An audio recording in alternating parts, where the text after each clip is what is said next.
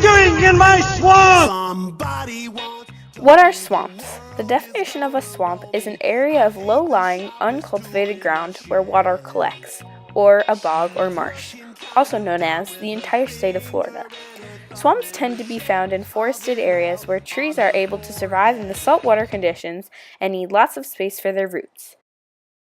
Swamps are also known as wetlands, so average precipitation per year is relatively high, at levels of 1,750 to 2,000 millimeters, or 68 to 78 inches. Because of swamps' locations in temperate areas, their average temperatures range from 59 to 95 degrees Fahrenheit. Although most biomes have a latitude they are located in or around, there is no general latitude for swamps. They usually store runoff water, so they are located all around the world. Swamps do not have a typical soil condition because the types of swamps vary greatly. However, all swamps have mineral soil that drains very slowly, and they have trees and bushes, so they have at least some nutrients in the soil to sustain these trees. Some swamps have soil that is nutrient-rich, and other swamps have nutrient-poor soil. Swamps are often classified by the types of trees that grow in them. Zonation in swamps is special because there are divisions both horizontally and vertically. Vertically, species are able to survive in the mud, in the roots or trunks, and in the canopy. The difference between vertical and horizontal zones is that the horizontal zone depends on tidal height. Some species survive best at the landward edge, some in the middle, and some at the seaward edge. Abiotic limiting factors are factors that affect the carrying capacity. In swamps, limiting factors may include salinity, sunlight, temperature, dissolved oxygen, fertilizers, and pollutants. If the water is too salty or not salty enough, some organisms may die. If there is not enough sunlight, the plants will die. If the water temperature and air temperature is too cold or too warm, then plants and animals will die.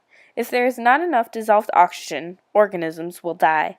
If too much fertilizer gets in the water or on the ground, it will stimulate algae growth, removing the dissolved oxygen from the water and making the animals in the water die. If too many pollutants get in the water or on land, the toxins will make the plants and animals die.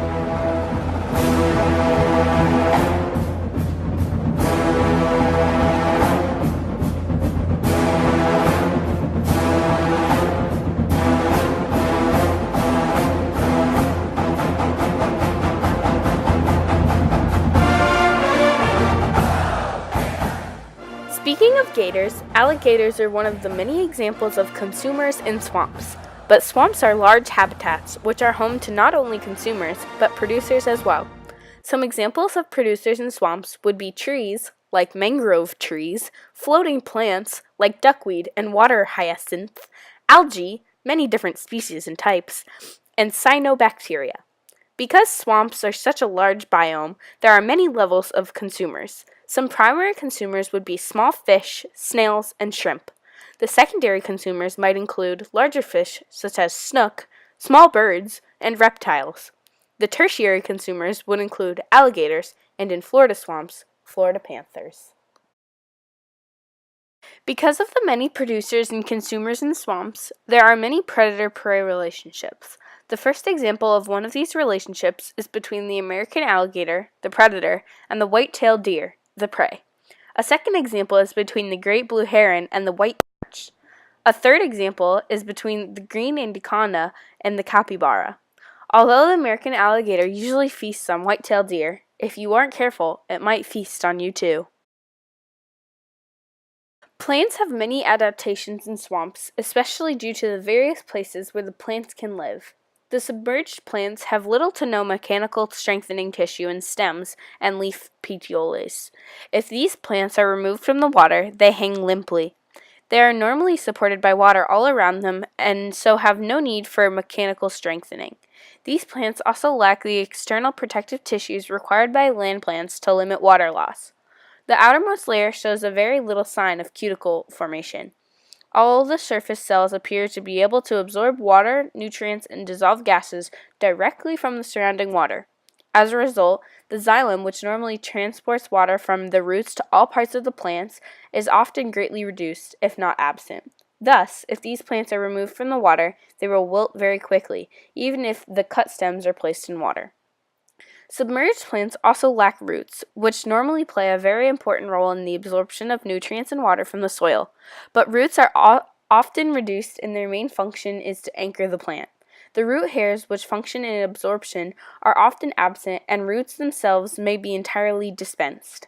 Submerged plants also have very specialized leaf shapes. The submerged leaves are often highly dissected or divided.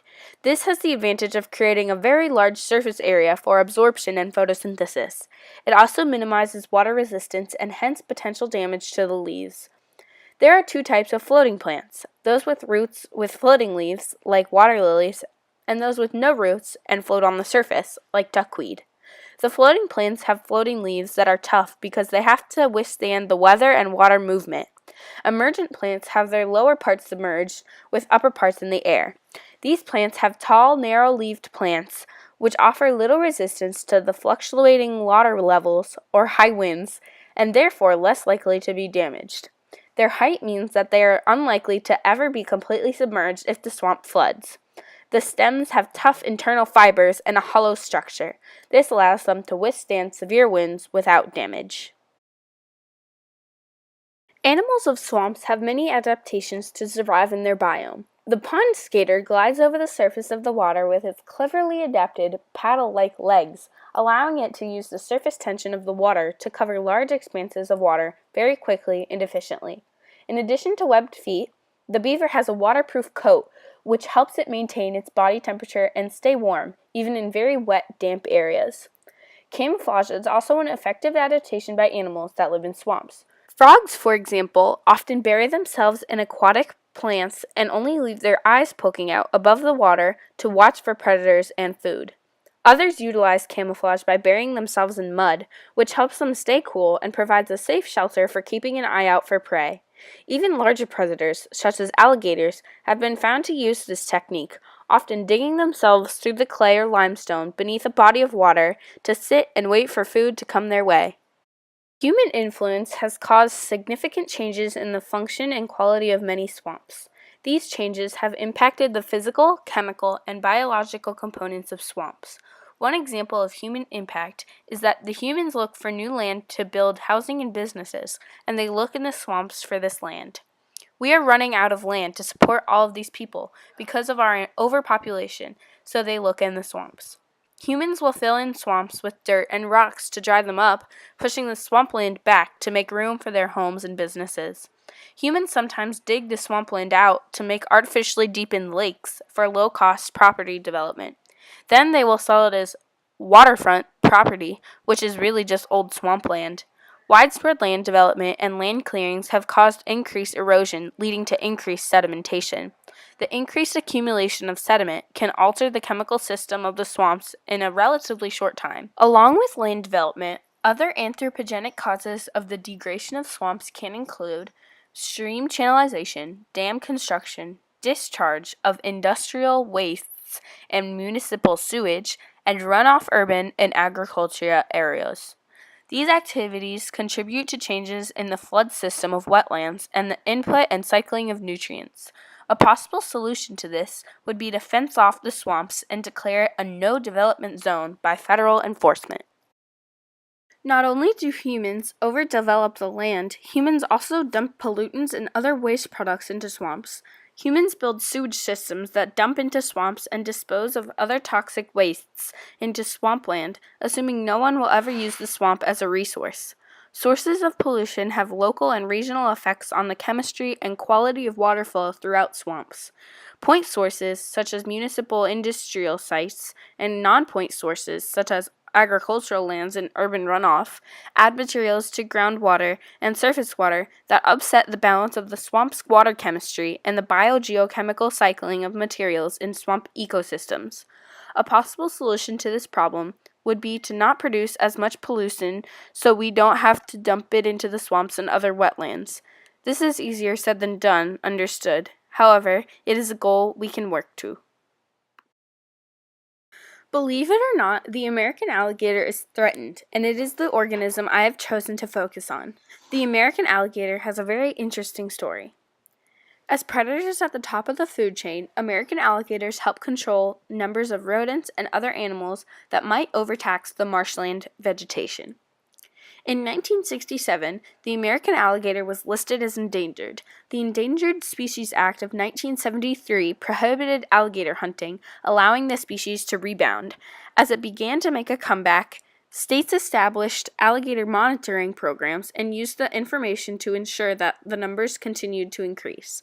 In 1987, the Fish and Wildlife Service pronounced the American alligator fully recovered and consequently removed the animal from the list of endangered species. However, the American alligator is still not entirely secure. Some related animals, such as several species of crocodiles, are still in trouble. For this reason, the Fish and Wildlife Service continues to protect the American alligator under the classification as threatened due to similarity of appearance ever since 1987. The service thus regulates the harvest of alligators and legal trade in the animals, their skins, and products made from them, as part of their efforts to prevent the illegal take and trafficking of endangered look-alike reptiles. This regulation is a success. The American alligator is threatened due to its similar characteristics of crocodiles, and crocodiles are endangered. Their skins and meat are desirable to humans, so humans will hunt the crocodiles, and therefore the alligators, and harvest their skins and meat. Alligators today are threatened mainly by habitat loss and encounters with people, but they were once hunted for their hides. They are now hunted for their skin for leather goods and for their meat. Before hunting was controlled in 1970, an estimated 10 million alligators were killed for their skins. An estimated 5 million American alligators are spread out across the southeastern United States. Roughly 1.25 million alligators live in the state of Florida alone. Along with the Endangered Species Act of 1973, there are over 30 laws and other federal entries. However, the Endangered Species Act is the main one protecting the alligators. Hey now, you're an all-star. Get your game on, go play. Hey now, you're a rock star. Get the show on, get paid. And all